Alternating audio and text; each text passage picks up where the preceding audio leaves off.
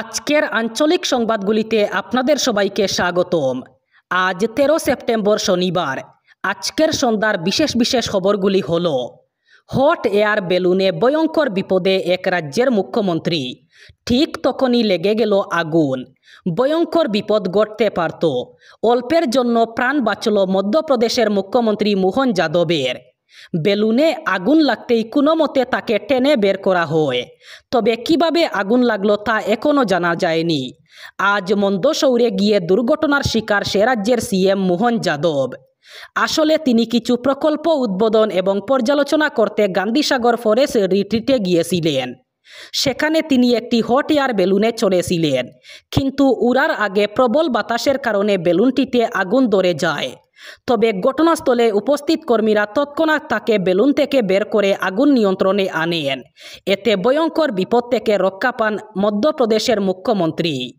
বিহারে ভোটার অধিকার যাত্রায় বারবার ভোট চুরির অভিযোগ তুলেছেন কংগ্রেসের রাহুল গান্ধী, আরজেডির তেজস্বী যাদব। এবার ভোট চুরি নিয়ে নির্বাচন কমিশন এবং কেন্দ্রের বিজেপি সরকারকে নিশানা করলেন উত্তরপ্রদেশের প্রাক্তন মুখ্যমন্ত্রী তথা সমাজবাদী পার্টির প্রধান অখিলেশ যাদব। গতকাল দলীয় কর্মসূচিতে অখিলেশ জানান, ভোট চুরি বন্ধ না হলে নেপাল এবং বাংলাদেশের মতো পরিস্থিতি তৈরি হতে পারে ভারতেও।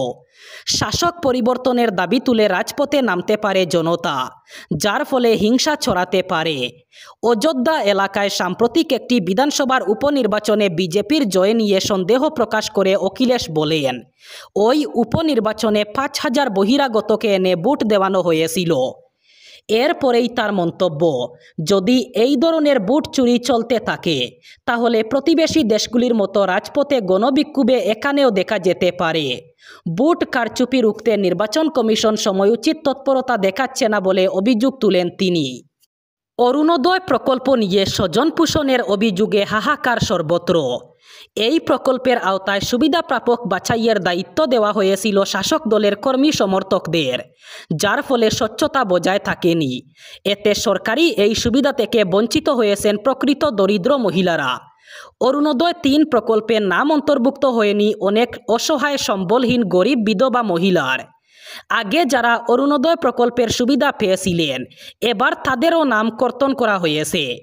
এই অভিযোগ নিয়ে লক্ষ্মীপুর বিধানসভা এলাকার লালপানি জিপির বঞ্চিত মহিলারা ক্ষোভ প্রকাশ করেন।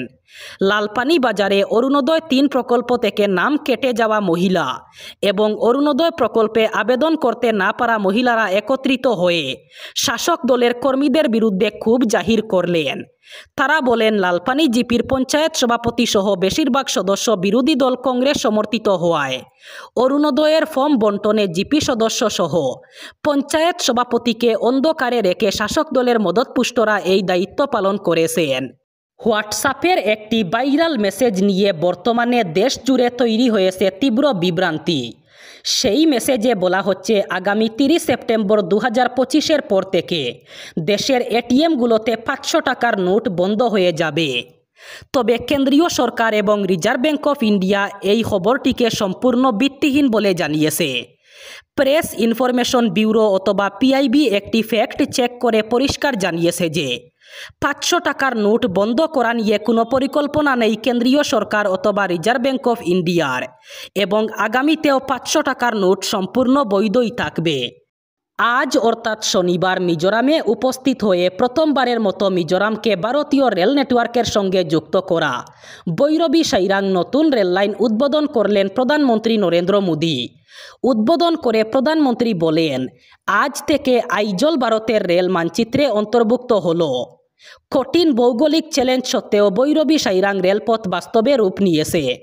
আমাদের প্রকৌশলীদের দক্ষতা এবং শ্রমিকদের অক্লান্ত পরিশ্রমের ফলেই এটি সম্ভব হয়েছে। তিনি এও বলেন, এই প্রকল্প শুধুমাত্র একটি রেল সংযোগ নয়, এটি মিজোরামের জন্য রূপান্তরের জীবনী শক্তি।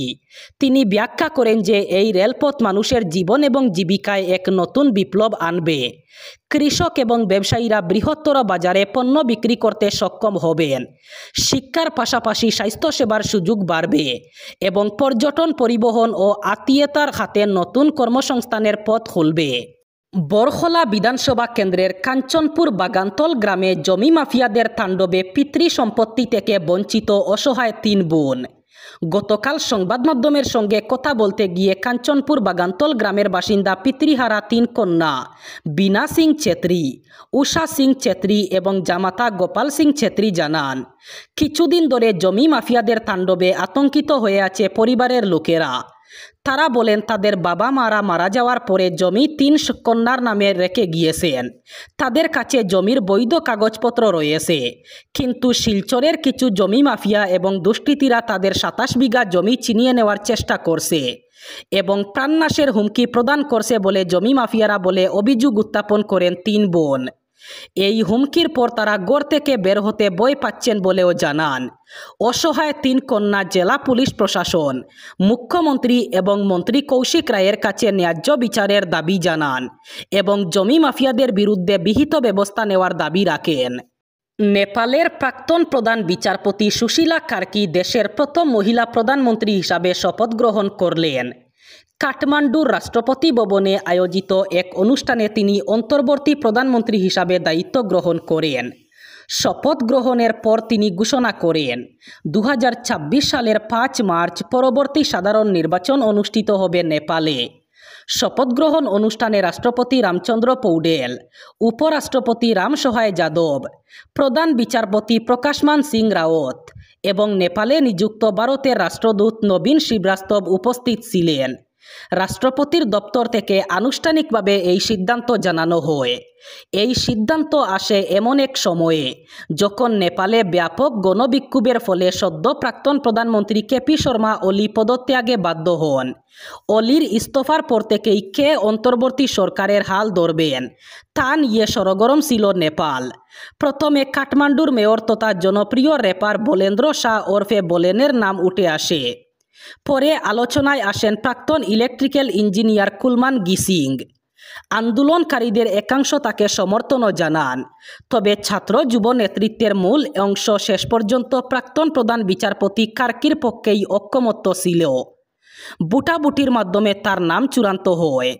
রাষ্ট্রপতি রামচন্দ্র পৌডেল, নেপালের সেনাপ্রধান জেনারেল অশোক রাজ সিংদেল এবং জেনজি আন্দোলনের প্রতিনিধিদের মধ্যে ঐকমত্যের ভিত্তিতে সুশীলা কার্কিকে অন্তর্বর্তী প্রধানমন্ত্রীর দায়িত্ব দেওয়া হয়েছে।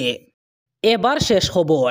গতকালকের ভারী বর্ষণে জলমগ্ন হয়ে উঠল লালা শহরের এসপি রোড।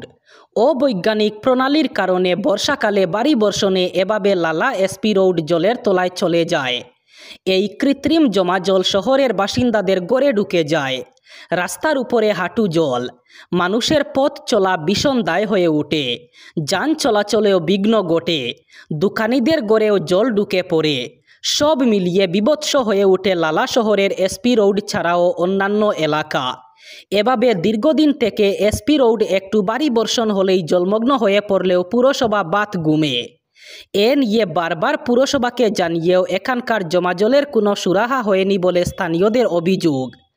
বারবার একটু ভারী বৃষ্টি হলেই জলমগ্ন হয়ে ওঠে লালা শহরের এসপি রোড, কিন্তু শুক্রবারের ভারী বর্ষণে সব সীমা ছাড়িয়ে যায়।